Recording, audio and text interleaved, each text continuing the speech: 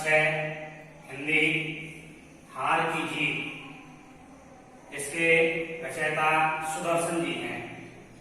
तो सबसे पहले हम इस पाठ के नाम पर ही जाते हैं, हार की जीत, अर्थात ऐसी हार जो जीत में परिणत हो गई, या कह सके हम कि हार कर भी वो व्यक्ति जीत गया। तो यहां पर इस कहानी में एक डाकू और एक सन्यासी की कहानी है। जिस तरह से माँ को अपने बेटे और किसान को अपने लहलहाते खेतों को देखकर जो आनंद आता था, वही आनंद बाबा भारती को अपने घोड़े को देखकर आता था। जो उनका घोड़ा था वह सुंदर बलवान था और वो उसे प्यार से सुल्तान कहकर पुकारा करते थे। वो अपने हाथों से उसको नहलाते, पीठ में हाथ फेरते और उसको दाना देते थे। तो जब जिस समय वो दाना देते थे तो उन्हें बड़ी ही प्रसन्नता होती थी। और उनका निवास गांव के एक दूर छोटे से मंदिर में था और सुल्तान जो उस घोड़े का नाम था, उसके बिना बाबा भारती का जीना मुश्किल था। और जिस तरह से बाबा भारती का जीना सुल्तान के बिना मुश्किल था, उसी तरह सुल्तान का भी बाबा के बिना जीना मुश्किल था। तो लोगों में उस जानवर की ख्याति चारों ओर फैली। उसी तरह लोगों के पास जैसे जानकारी पहुंची, एक डाकू जो खड़क सिंह था, खड़क सिंह के पास उसकी ख्याति पहुंची। और जब खड़क सिंह के पास उसकी ख्याति पहुंचती है तो उसकी चाह में वह बाबा भारती के पास पहुंच जाता है। और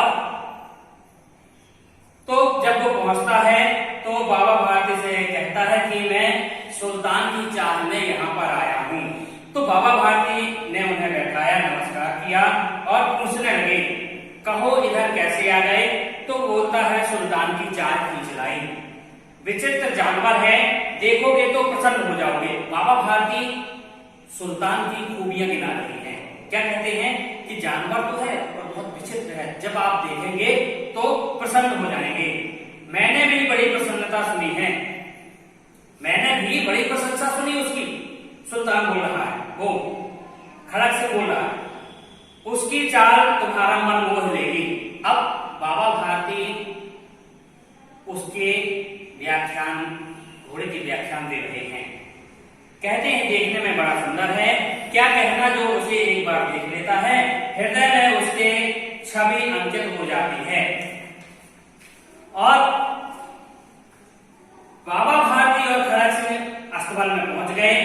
बाबा भारती ने घोड़ा दिखाया घमंड से, घमंड अभिमान हो गया कि इतना अच्छा घोड़ा मेरे अलावा किसी के पास नहीं है।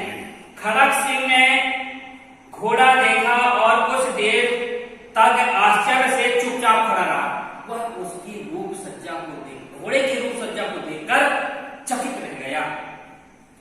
उसके हृदय में हलचल मच गई और बालकों की सी अभी, जैसे बालकों में होती है कि बालक यदि किसी वस्तु के लिए रूठ गए तो चाहे जो भी बिगड़ जाए वह वस्तु बालकों को चाहिए, उसी तरह यह भी अंदर ही अंदर मचल गया। और जब वो वहां से जा रहा था तो क्या बोला कि बाबा मैं अब ये घोड़ा आपके पास नहीं रहने दूंगा, आप मुझे दे दीजिए। तो बाबा भारती ने मना कर दिया। वो डर गए, जब ये बोल गया कि रहने नहीं दूंगा। तो अब एक बार की बात क्या होती है कि बाबा भारती कहीं जा रहे थे। अब इस खड़क सिंह ने एक अपाहिज का वेश बनाया और एक वृक्ष के नीचे बैठ गए।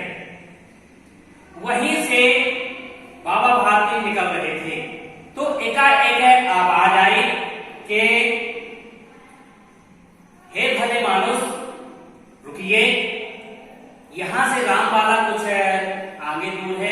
क्या मुझ अपाहिज को वैद्य के पास पहुंचा सकते हैं क्या? तो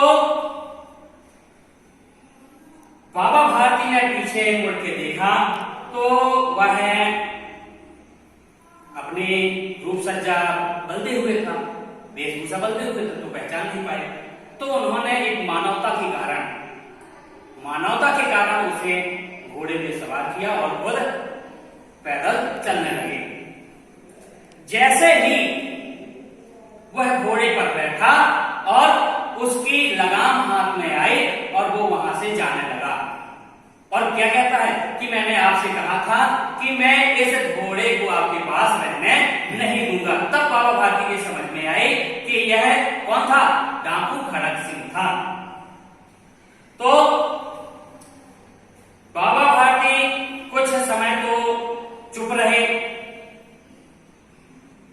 चुप रहने के बाद उन्होंने सोचा कि ये तो जा ही रहा है, कुछ बोल ही दूं।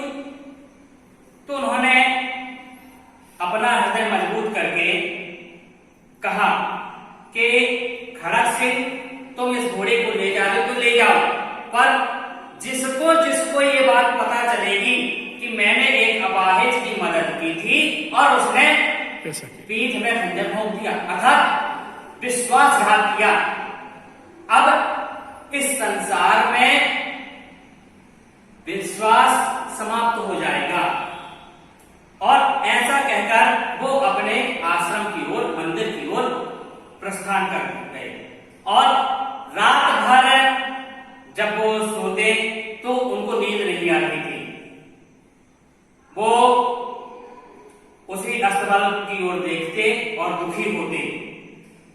पर कहते हैं कि रात भी बड़ी होती है, कुछ समय के लिए उनको नींद आ गई और उसी समय वह डाकू खड़क सिंह सोच रहा था, सोच विचार में पड़ा और उस बाबा की बातें याद आ रही थी। इससे प्रभावित होकर कि अब निर्बलों पर, असहायों पर कोई विश्वास नहीं करेगा, तो वह बात उनको खल गई और खड़क सिंह बाबा भारती के यहाँ पर वह घोड़ा बांध आया।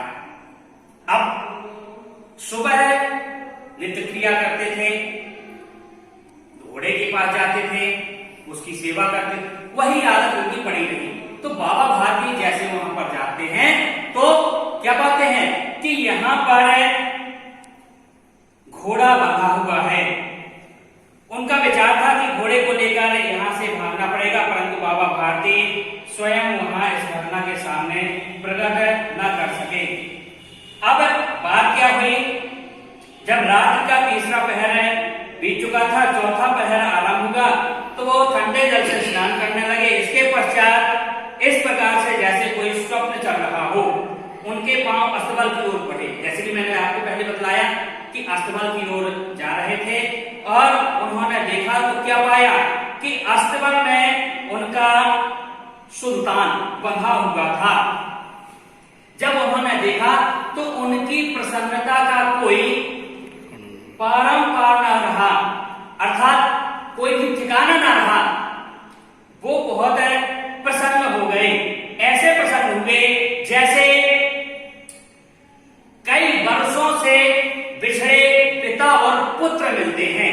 बाबा भारती उस घोड़े सुल्तान को इतना प्रेम करते थे कि कोई अपने पुत्र से भी न करता होगा। जिस तरह से एक बाप अपने बेटे से प्यार करता है, उसी तरह बाबा भारती भी और उस सुल्तान से प्यार करते थे। अब इस मिलन के बाद जब वो मिलते हैं तो उसका चेहरा चूमते हैं, गले लगते हैं और रोने लगते हैं। इसके पश्चात वो बोलते हैं कि अब मुझे संतोष हुआ, कम से कम अब कोई गरीब की सहायता से मुंह नहीं मोड़ेगा। इसके आंसर अगले दिन कर दे।